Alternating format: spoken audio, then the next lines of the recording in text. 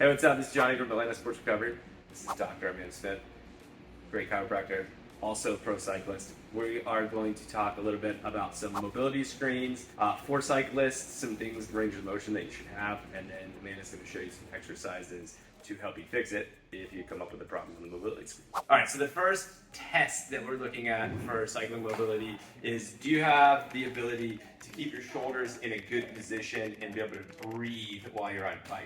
So to test this, we have Amanda laying on the floor face down, arms are over her head, and all she's gonna do is lift and hold. If she can get there and take a big deep breath, she is good to go. If her elbows start bending, like she's doing a pull-up, or she just can't lift her arms off the ground, then that would be considered a no-go, and you would want to do the exercise that she's going to show you in a second.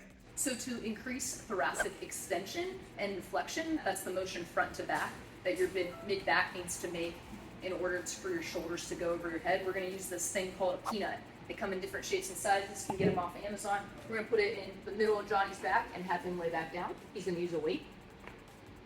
And he's going to do a motion with that weight that goes back and forth like that.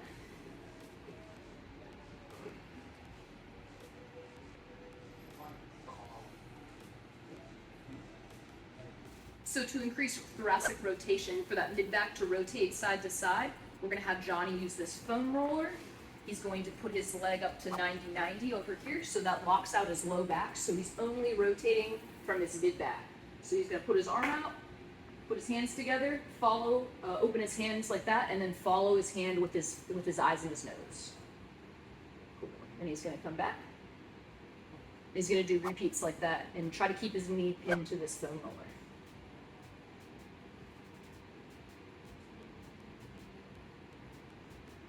All right, the second test that we're looking at for cyclist mobility is hip external internal rotation. If you are missing these ranges, it can cause all sorts of weird pedal stroke things. So all Amanda's gonna do is take her leg and just rotate in, and we're looking for like 45 degrees there, which might be a little tight. And then she's gonna go the other way, that's looking at hip internal rotation. And all we're looking for there is that you have 70 degrees of like a total arc. So if you had 45 on this side, 25 on this side, you'd be good to go. If you're missing it, check out the exercise that she's gonna show you to help improve. So for the next video, we're going to do hip internal and external rotation. Johnny's going to put his legs on the ground, like so.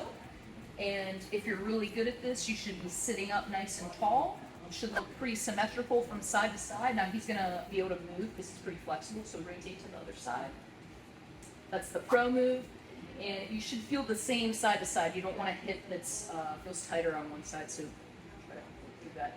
All right, a third test we're looking at, probably one of the most important mobility tests for cyclists, is can you kneel and then sit back on your heels? And this is measuring your quad extensibility. Quads are obviously a super important piece of cycling. If you're kind of missing ranges there, it can draw from your power. So Amanda gets a fat 100% on this.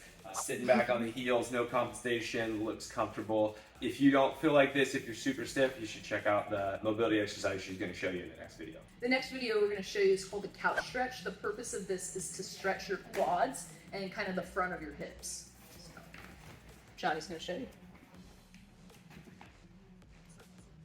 The couch stretch.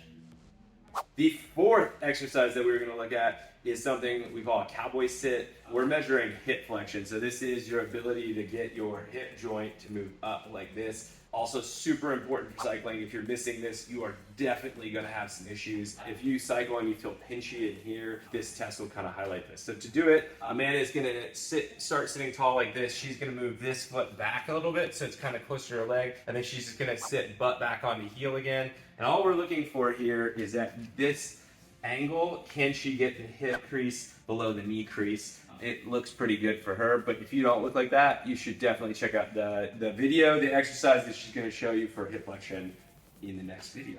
So the next video we're going to do is we're going to talk about hip flexion. We want to increase hip flexion, so we're going to have Johnny lay on his back, and he's going to bring his knees to his chest and kind of pull that area. It's going to stretch his low back and his glutes a little bit, and then increase that hip flexion. All right, the fifth and final mobility screen we're looking at for cyclists is simple forward fold test.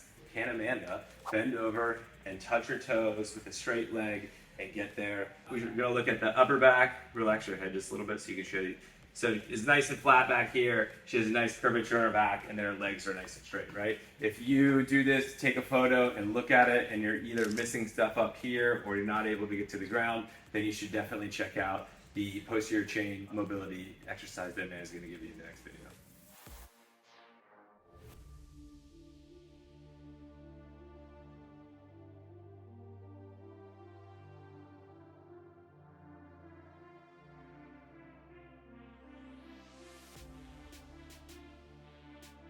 What we forgot about was to talk about hip extension. Hip extension is really important for cycling because you want to actually be pedaling with your glutes. There's some hashtags going around called glute doping, and I think that's really cool.